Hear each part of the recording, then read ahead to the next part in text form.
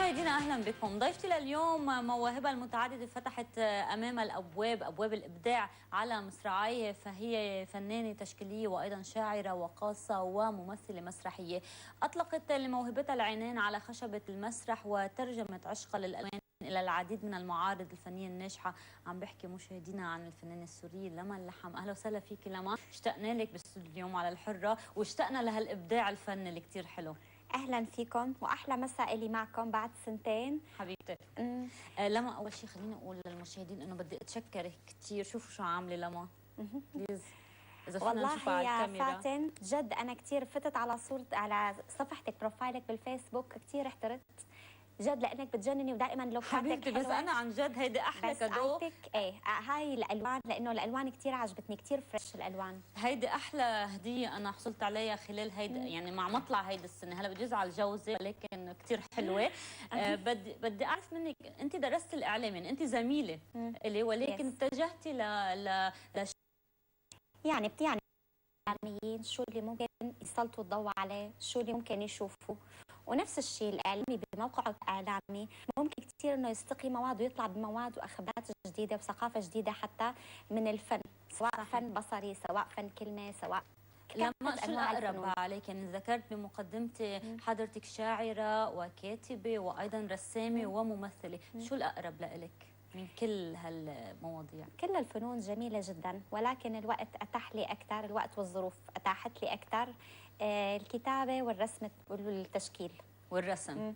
وبحسك بالفترة الأخيرة مركزة على الكتابة. بدي أحكي عن الكتابة، ولكن مزبوط. في عم نشوف على الشاشة أنا ومشاهدينا 4 لوحات ورانا. صحيح. أول لوحة كتير مختلفة عن الباقيين، بدي أحكي عنها. فيها شوي ما بعرف دم أو حزن، عن شو عم تعمل؟ حبيت نوع، غير تيم يعني مثلا أول وحدة عن الحرب.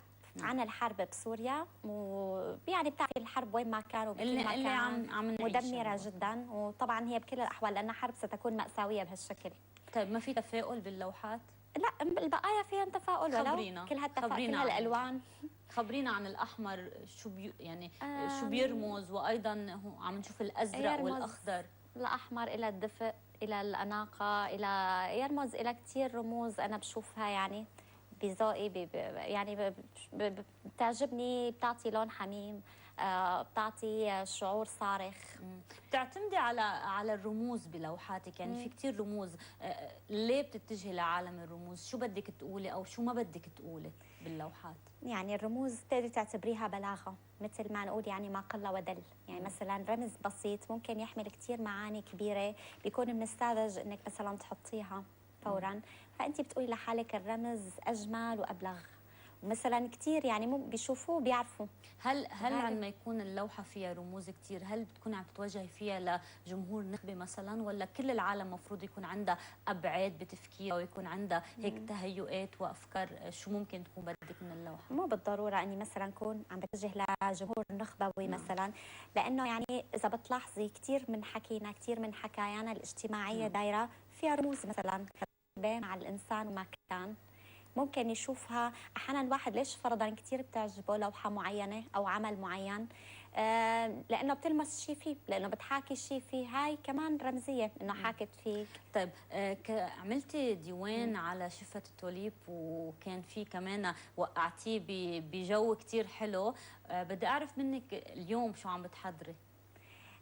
وقعت ديوان السنه الماضيه، معرض ابو ظبي للكتاب على شفه التوليب، ويعني هلا عم حضر لمجموعه ثانيه، مجموعه اخرى، بس طبعا ما راح الحق معرض ابو ظبي للكتاب على الابواب وانا ما راح نلحق نسمع شيء هيك بسيط من جديدك الشعري.